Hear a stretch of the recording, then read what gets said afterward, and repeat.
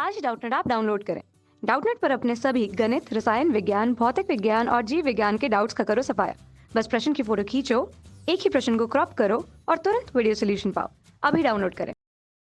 Hello दोस्तों, आइए देखते हैं एक प्रश्न। इसमें हमसे क्या कह रहे हैं कि कौन सा समुच्चय परिमित है तथा कौन से अपरिमित है। और हमें समुच्चय b बराबर दिया गया है यहाँ पे समुच्चय निर्माण विधि के रूप में x, और x जो है वो z में उपस्थित है। और ये इन्होंने हमें एक शर्त दी है कि x स्क्वायर जो है वो एक सम है, मतलब एक सम संख्या है। ठीक है, तो देखिए कैसे ज्ञात करेंगे। सबसे पहले तो हम यहाँ पे लिख सकते हैं समुच्चय b बराबर, किस तरह से लिख सकते हैं वो मैं आपको अभी बताऊंगा। ठीक है, उससे पहले हमें इस जो शर्त दी है इन दोनों शर्तों को देखना होगा कि x जो है वो z में उपस्थित है। z यहाँ पर किसका सेट है? z यहाँ पर जो z को हम कहते हैं पूर्णांक। z को हम यहाँ पर कहते हैं पूर्णांक। अब पूर्णांक तो दो तरह के होते हैं, धनात्मक पूर्णांक भी होते हैं और ऋणात्मक पूर्णांक भी होते हैं। ठीक है, तो धनात्मक पूर्णांक कौन कौन से होते हैं? धनात्मक पूर्णांक होते हैं आपके 1, 2, 3, 4, 5। ठीक है, ये चलते रहते हैं। और इसी तरह से ऋणात्मक पूर्णांक कौन कौन होते हैं? ऋणात्मक पूर्णांक होते हैं, इसमें जीरो भी आता है। ठीक है, जीरो ठीक है, या जीरो का भी या रहने ही दीजिए।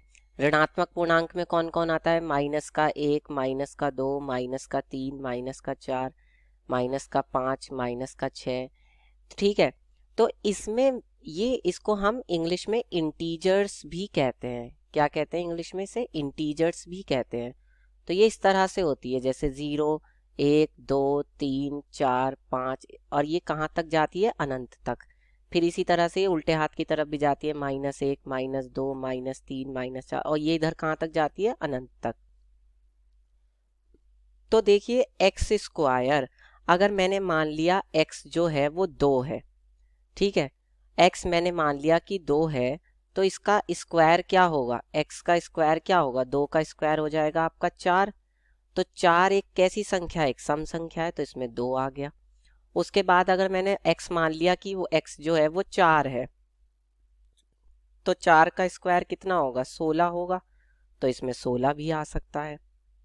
फिर इसके बाद देखिए 6 है, तो x मान लिया मैंने कि 6 है, तो 6 का स्क्वायर कितना हो जाएगा? 36, तो वो भी आ सकता है। फिर 8, तो 8 का स्क्वायर 64, फिर 10, 10 का स्क्वायर 100, फिर 12, 144।